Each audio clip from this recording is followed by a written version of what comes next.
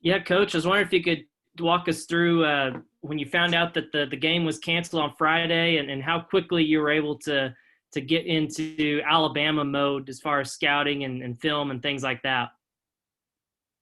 Oh boy. I don't really want to relive that, but um, we had just finished our prep, however many days that was. Um, as I was walking off the practice floor, Riley Hall said, administration said, don't get on the plane. We're waiting to see what's going to happen with Texas A&M. And then we were boarding the bus, and we were going to fly out of XNA and fly into Houston, which kind of baffled me in itself since we were on our fourth different bus company. Others had canceled as we tried to set that trip up. But we heard everything was fine there. As far as the weather and everything else, although the Houston Rockets canceled their game on Saturday, we were supposed to fly on Friday. And then, just as we were about to take off, because I would have rather waited at the airport than drive out to XNA and then get word, because it was just going to push us back another 40 minutes. So I said, let's just go and we'll find out when we get there. And then we got the phone call literally as bags were being packed onto the bus. And then we tried as hard as we could, but you're realistically get somebody to play you, probably not going to happen in, 24 hours. We tried though. We tried very politely too. We didn't try to do anything other than just make some phone calls. That was all we did. That was it. We just made phone calls in a nice, polite manner. And how quickly were y'all able to get started on the Alabama prep? Oh boy, we practiced Saturday, Hutch, and then took off Sunday. So we had 1 day prep, then we took off, then we came back, today. So not really an advantage. If we would have found out a little bit, sooner on the A&M game, we could have started a little earlier, but that's great that we got to practice twice now for A&M and get a full prep in both times for a game that never happened. Bob. Hey, Eric. I remember, after the Oklahoma State game, you said that just wasn't Jalen's game, and the coaching staff was pretty much in agreement. He shouldn't be in there down the stretch. That's about the only time I think that's happened, unless he fouled out. I guess he fouled out against Auburn, I think, up here. But what have you thought about the way he responded to that game? Because he's played really well since then. I mean, I think he's had a great year. I really do, Bob. I think from a defensive standpoint, loose balls, all those things, I think he's been phenomenal for us. And sometimes you have bad games, and that's just part of basketball. Sometimes as a coach, you have bad games. Sometimes as a husband, you have a bad day. Sometimes as a dad, you have a bad day. And as a player, he had a bad game and he bounced back. He's always in the gym working on his game. But really, Bob, it's the intangibles that make Jalen, so important to us. Could you expand on that? Loose balls, rebound in his position, extra possessions, smart player, all those things I think are really important. Just, other than just, scoring the basketball, even being a player that's being willing to be a decoy in a play, or, setting weak side pairs action to get a teammate a shot, all those things, and being vocal in a timeout as well, and giving feedback and input to his teammates as well as the coaching staff. And then this game, Wednesday night's going to be the first top 20 matchup in Walton Arena since 1998. I think that was your first year in Orlando, if I read it right. Wow. Just what do you think about that? That's obviously, it's been a long time. We were all a lot younger then. Yeah, I was a lot younger then. Um, I don't know. I'm just worried about, I'm worried about this year and how do we win this game. And Alabama's had, an outstanding year. When we played them the first time, their offense was like a Lamborghini and ours was like a Prius. So, I mean, the elephant in the room from game one, 90, 18, and 15. They made 15 threes. They scored 90 points, and we had 18 turnovers. So we obviously have to play a lot better basketball than we did in Tuscaloosa. But I think from being ranked, 2 weeks in a row, moving up in the rankings, the stat you just mentioned, Bob, just about how long it's been, kind of puts things in perspective for probably our staff a little bit as well as the players. And, it's hard to get ranked, and it's two really good teams playing. And obviously, you look at Alabama, and I think they're as talented as any team in the country. They have, 3 seniors, guys with great experience, and Herb Jones and Petty and Reese, and their entire roster is really, really talented. And they had 2 players test the waters, and Herb Jones and Petty, and both those guys came back, and they kind of spearhead this thing for Alabama. Kind of be like us getting Mason and Isaiah back. Nate? Yeah, just what the differences you see in yourselves and Alabama since you last played them? I mean, I think they're really well coached. Coach Oates does a great job. I mentioned their experience. They have great offensive spacing. They have a great drive and kick game. They're a matchup nightmare because of the shooting and the ability to beat people off the bounce. Their players fit their system really, really well. They're a confident team. They're active on both sides of the ball. Everybody always talks about Alabama's offense. Their defense is phenomenal. Again, I mean, I just think you look at both sides of the ball. There is, in my opinion, they're as good as anybody in the entire country. What about your own team? How do you feel it's different since you last played them, other than obviously Justin Smith being healthy? Yeah, and I think that's a big part, Nate, for us. But I think we've gotten better as the season's progressed, which is, when you have 3 freshmen that play as many minutes as our freshmen do, you're kind of going to expect that those guys are going to get better. And that's what's happened. I think our freshmen have gained confidence. I think that our 3 freshmen are continuing to understand what we want on both sides of the ball. Understanding second, third, and fourth options on offensively on our sets, and then also understanding, maybe our rotations defensively. They continue to get better in that, and then even, once Justin went out, I think that we've done a really good job of kind of recovering and then taking roles and expanding them to make us a little bit better team. Thank you. Curtis? Hey, Coach, I guess the last time you played Alabama was the last time you lost an SEC game. And I mean, when you think about, where you were at that point and where you are now, first of all, what goes through your mind? And then secondly, do you feel any differently, going into this matchup compared to the first time? I mean, I think, Curtis, like when you look at our schedule, I mean, the 2 teams that,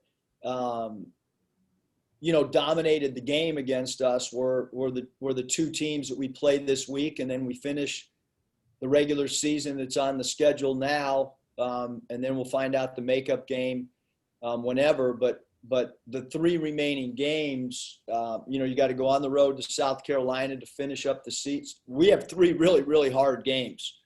And obviously, Coach Oates and the Alabama team has dominated the SEC regular season, and LSU is as talented and as tough a matchup as we can have as well. So just two really good, teams at home, and then a road game. So, we knew that early in the season conference play, it was tough, and we knew that towards the end it was tough. And,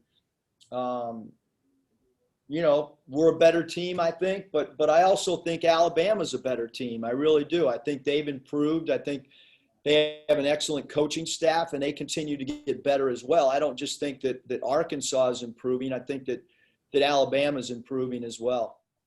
And then they did get Jordan Bruner back over the weekend. Just your evaluation of him and the impact he makes being back in the mix. Yeah, I mean, Bruner's a really good player, obviously a player that we recruited. He can knock down threes. He's a very good rebounder. He's an active player. Another senior to add with, the guys that have been there for 4 years, and Jones, Petty, Reese, and then you throw in a grad transfer in Bruner. That's when you have 4 guys that are that experienced, they got all the pieces to do damage in March. And they've already done damage in our own league. Scotty. Hey, Coach, obviously you guys would prefer to play than have games postponed, but do you find the time between games during your layoffs beneficial from a prep standpoint and guys just being locked into the game plan? Yeah, I mean, I think, Scotty, that, anytime you can, if you try to design game plans around your opponent, then I think the more time that you have, the better. I mean, we all, every coach studies other coaches in your own sport and other sports. And, at UCLA, when John Wooden was coaching, I mean, they kind of did what they did, and they didn't worry about their opponents. And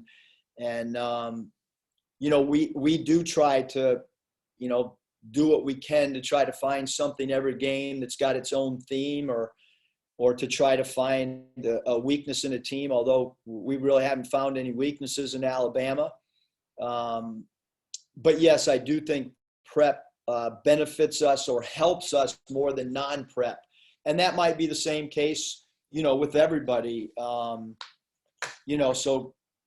yeah, I don't think it hurts us. I do think that the players at this particular time of the year, they don't want long, extended practices. But I do think that they're really bought into trying to pick up any little theme that we have on a particular game. Y'all typically don't run a lot of post-ups offensively, but Justin had a good bit of success with that against Florida. Was that just like a matchup deal, or has he improved in that area throughout the year, or both? I think both, and I think our cutting's really good when we post up. So if teams try to double or dig down, I think that we have a pretty good counter game to that. But yes, it was a matchup on that particular night. But I do think, we have a little bit more back to the basket game of late, even if it's in transition and we go 4 out and 1 in at times.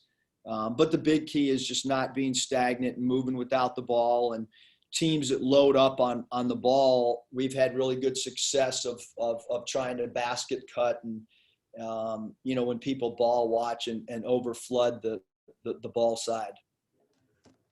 Hayden.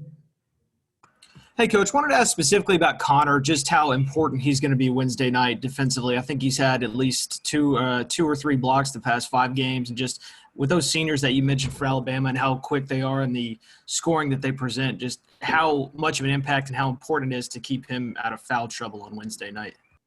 Yeah, I mean, I think that, the big thing with Alabama's transition game and their ability to play 5 guys out on the perimeter is, like, what's our benefit when Connor's out there? How do we gain the advantage?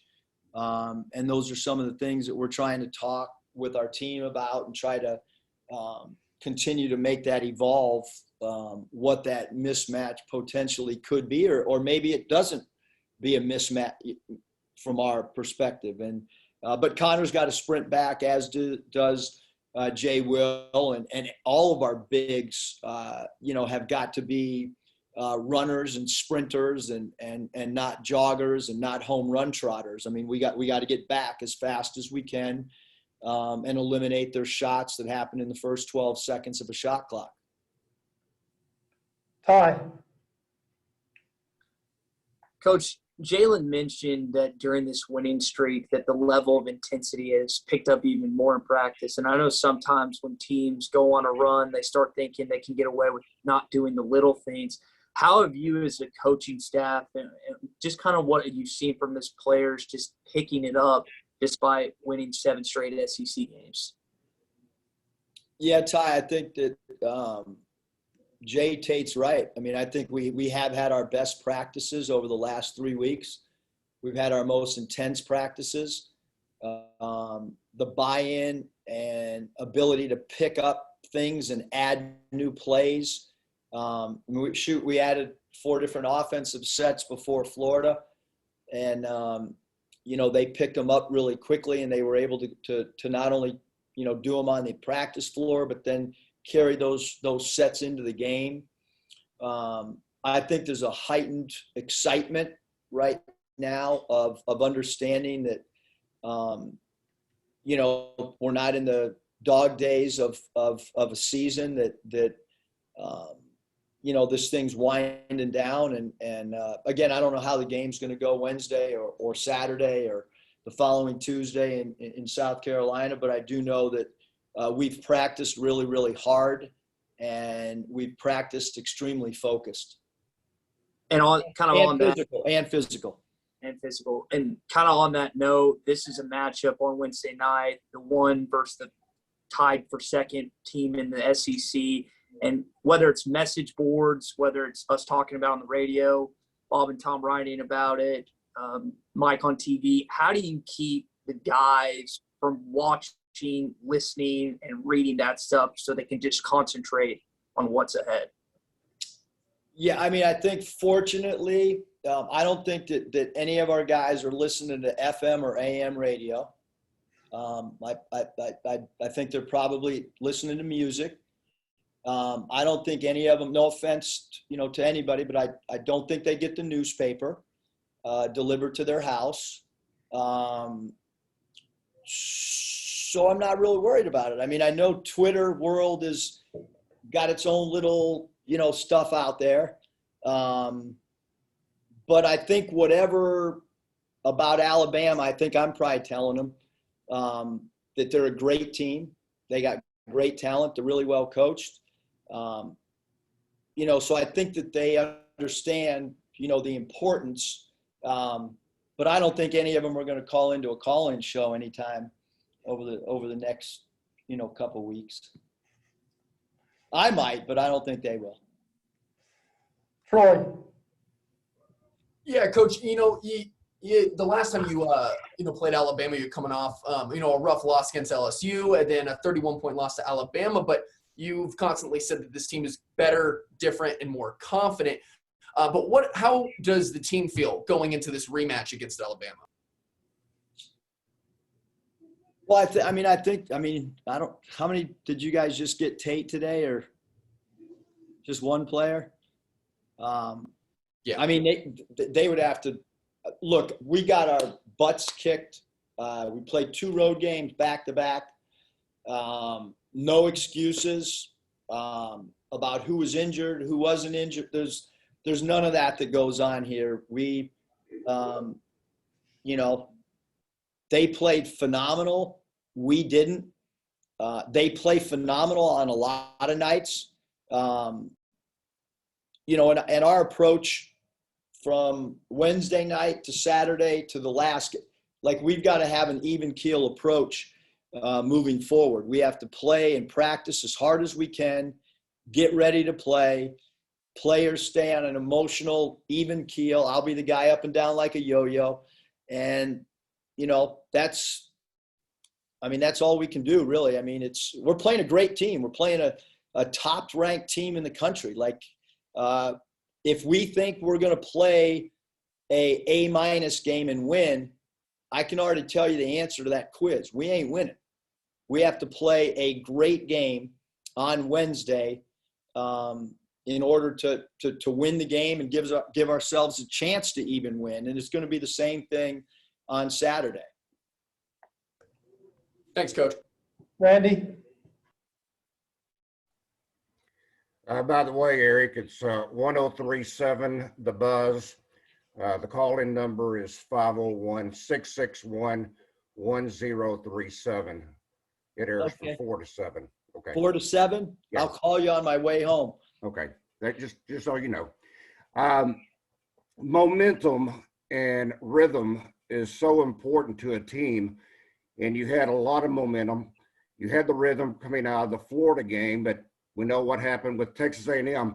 Are you worried, or does that even come into play, thinking about having that momentum kind of momentarily stopped and maybe getting a little bit out of rhythm?